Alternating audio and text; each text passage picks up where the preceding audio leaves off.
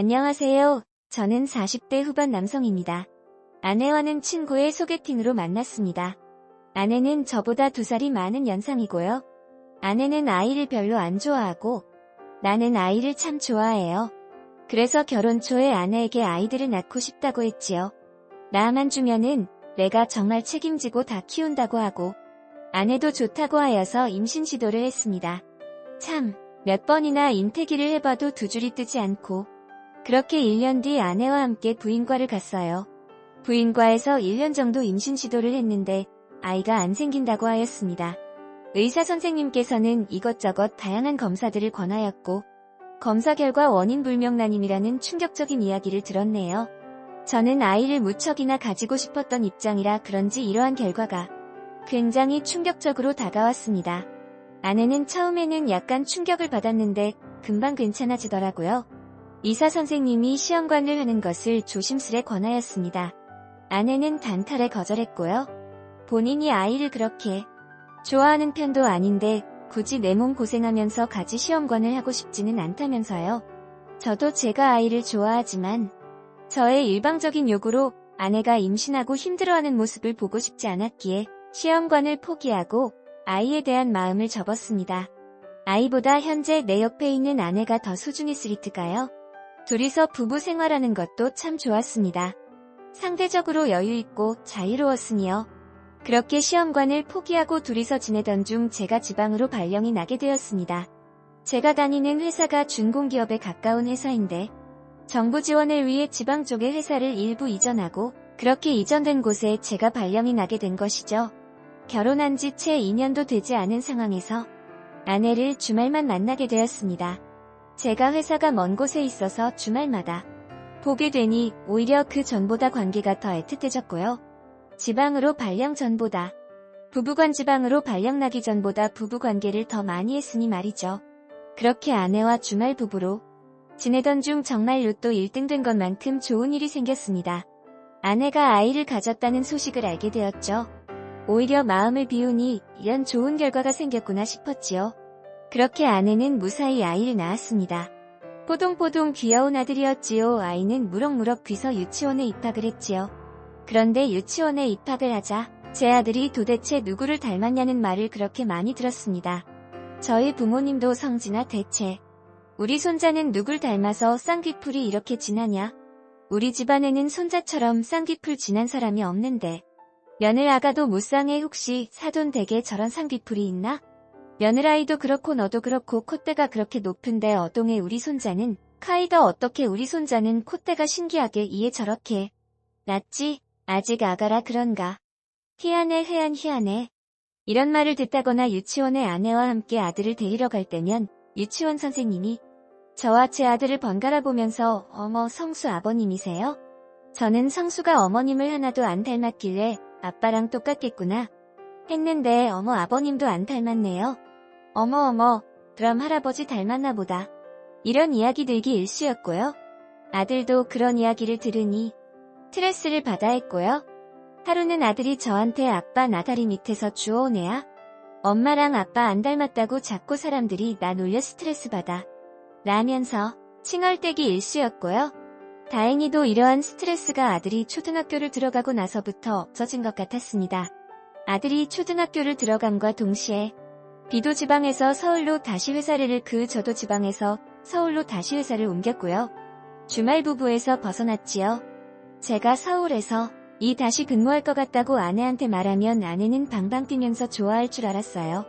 그런데 약간 당황하면서 그래 알겠어 하며 시큰둥하더라고요. 순간 뒤지 오래 안 좋아하지? 너무 오랫동안 주말 부부를 해서 그런가? 라는 생각에 서운하였습니다. 그런데 서울에서 근무를 하니 새로운 환경에 새로운 팀원들과 일하는 것이 힘들었습니다. 그렇게 근무로 인한 스트레스로 저는 불면증의 위험까지 걸리게 되었지요. 아내는 그런 저의 모습을 보고 이것저것 자기 전에 약을 챙겨주었어요. 신기하게 아내가 준 약을 먹으니까 잠을 푹 잘 수 있게 되었지요. 아내가 감태추출물이라는 알약이랑 마그네슘이랑 알 수 없는 각종 약 5알을 매일 먹었지요. 그러다 하루는 회사에서 근무하는 내내 잠이 너무 쏟아지는 겁니다. 그래서 커피 한 모금만 먹어도 메스꺼운 제가 아메리카노 2잔을 마셨지요. 그날도 평소와 같이 아내가 약을 챙겨주었고 잠에 들었어요. 낮에 커피를 많이 마셔서 그런지 잠을 푹 못 자고 계속 선잠을 자다가 새벽 3시, 4시쯤 아내가 옆에서 자꾸 움직이는 소리에 완전히 잠을 깨게 되었지요. 잠에 깨서도 그냥 눈을 감고 있었습니다. 그런데 옆에서 아내가 잠옷을 벗고 다른 옷으로 갈아입는 소리가 들리더라고요. 옷을 다 입은 아내가 누구한테 전화를 하더라고요. 그렇게 전화를 걸며 눈을 감고 있는 제 얼굴 위로 아내가 손바닥을 왔다 갔다 하면서 제가 잠에 푹 잠들었는지 확인을 하더라고요. 눈을 감고 있어도 아내의 손 움직임이 다 느껴졌습니다. 제가 눈을 안 뜨고 계속 푹 자는 척을 했지요. 전화 연결이 되자 아내는 아주 작은 목소리로 충격적인 말을 하였습니다. 자기야, 남편 놈 잤다. 확실히 수면제 빨이 좋네.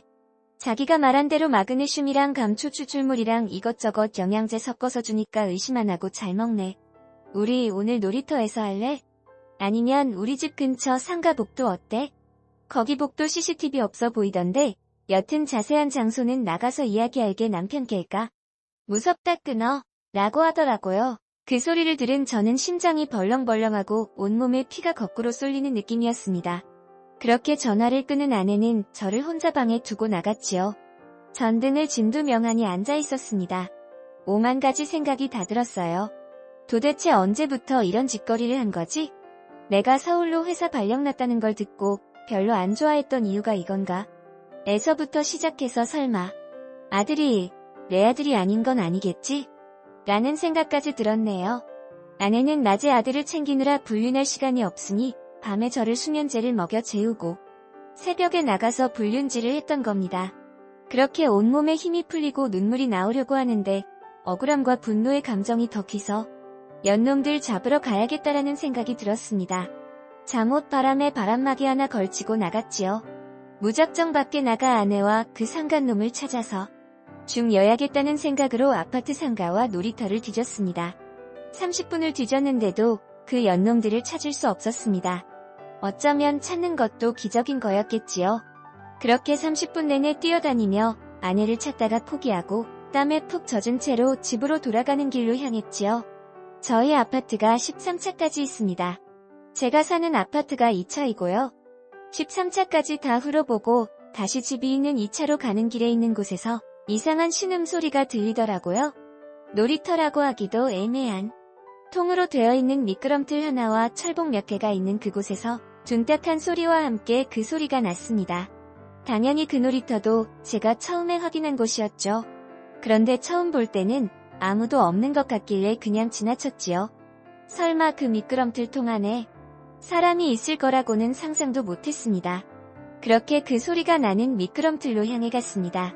가까이 갈수록 격해지는 그 소리가 자세히 들려오니 들은 생각은 이건 100% 아내의 소리다. 미끄럼틀 안에 지금 그 연놈들이 있구나 라고 생각했습니다. 미끄럼틀 통 안을 발로 세게 차니 상간놈이 피야 라는 큰 소리와 함께 바지가 반쯤 내려와 있는 상태로 나오더라고요.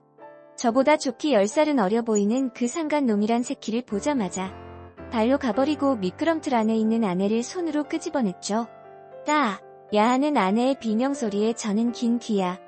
네 남편이지 라는 소리와 함께 아내의 멱살을 잡아서 제 얼굴을 보게 했지요. 아내는 저를 보자마자 더 큰 소리로 비명을 지르더라고요. 저는 말했지요. 미쳤다이. 미쳐도 단단히 미쳤구나. 이 더러운 년아, 지금 밖에서 짐승이냐?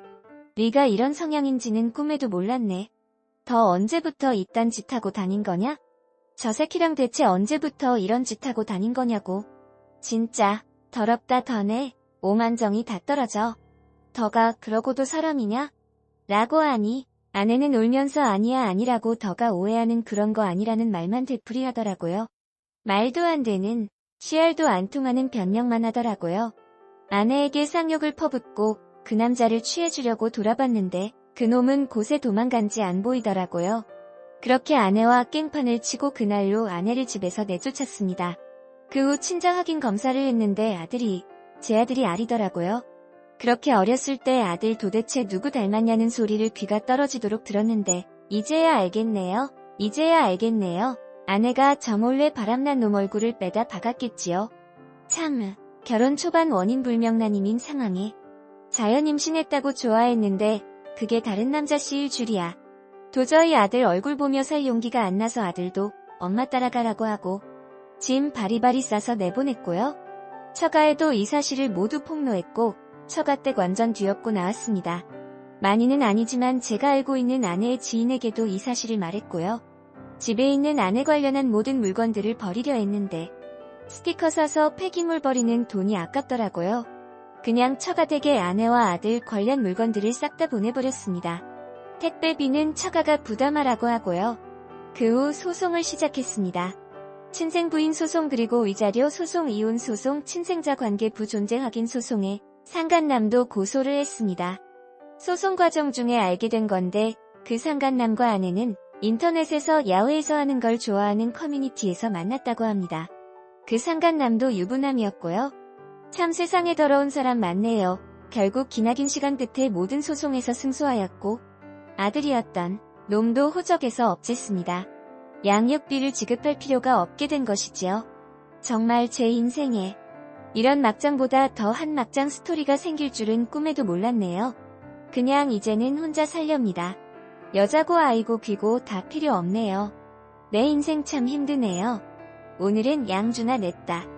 그 마시고 잠들어야겠습니다. 글을 쓰다 보니 그때 감정이 올라와 힘드네요. 제 글 읽어주시느라 수고 많으셨습니다.